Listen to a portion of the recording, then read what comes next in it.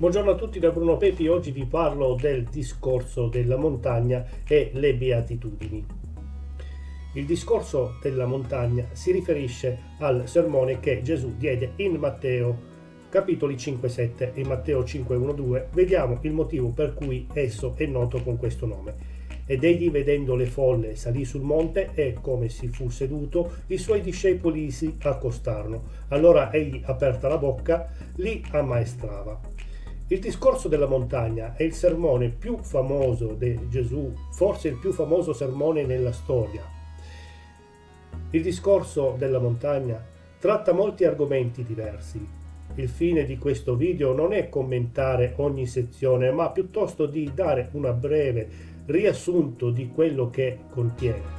Se dovessimo riassumere il discorso della montagna in una sola frase, sarebbe qualcosa del genere: come vivere una vita dedicata a Dio e che lo compiace, liberi da ipocrisia, ripieni di amore, di grazia, di saggezza e di discernimento. Matteo 5:3-12. Le beatitudini, Matteo 5:13-16, sale e luce, Matteo 5:17-20, Gesù adempì la legge, Matteo 5:21-26, rabbia e omicidio, Matteo 5:27-30, concupiscenza e adulterio, Matteo 5:31-32, divorzio e secondo matrimonio, Matteo 5:33-37, giuramento, Matteo 5:38-42, occhio per occhio, Matteo 5:43-48, amare i propri nemici, Matteo 6:1-4, donare ai bisognosi, Matteo 6:5-15, come pregare, Matteo 6:16-18, come digiunare, Matteo 6:19-24, tesori in cielo, Matteo 6:25-34, non preoccuparsi, Matteo 7:1-6,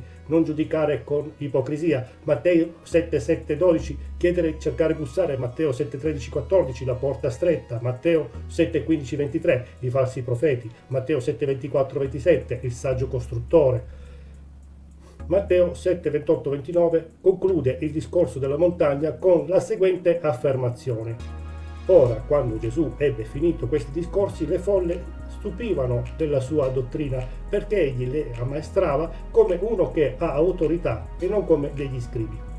Che possiamo tutti continuare a stupirci del suo insegnamento e seguire i principi che egli insegnò nel discorso della montagna. Che cosa sono le beatitudini?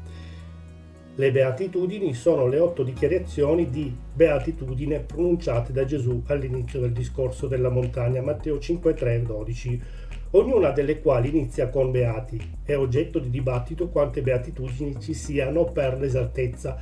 Alcuni parlano di 7, 9 o 10 beatitudini, ma il numero sembra essere 8. I versetti 10-12 di Matteo 5 sono un'unica beatitudine. La parola greca tradotta, beati, significa felici, gioiosi o letteralmente espandersi. Nel discorso della montagna Gesù usa questa parola per riferirsi a qualcosa di più di una semplice felicità superficiale. In questo contesto beati si riferisce ad uno stato di benessere e di prosperità spirituale. La felicità è una profonda gioia dell'anima.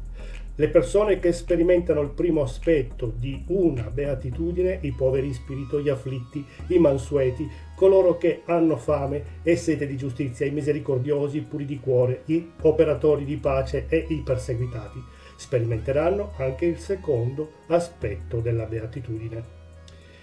Il regno dei cieli, la consolazione, l'ereditare la terra, l'essere saziati, la misericordia, il vedere Dio, l'essere chiamati figli di Dio, l'ereditare il regno dei cieli. I beati prendono parte alla salvezza e sono entrati nel regno di Dio sperimentando un'anticipazione del cielo. Un'altra possibile versione dell'inizio di ogni beatitudine è o la beatitudine Dei. Le beatitudini descrivono il discepolo ideale e le sue ricompense sia presenti che future.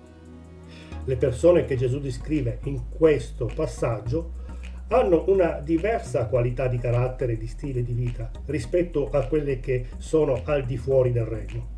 Come forma letteraria, la beatitudine si trova spesso anche nell'Antico Testamento, specialmente nei Salmi 1:1, 34:8, 65:4, 128:1, così come nel Nuovo Testamento Giovanni 20, 29, 14, 22, Giacomo 1, 12, Apocalisse 14, 13.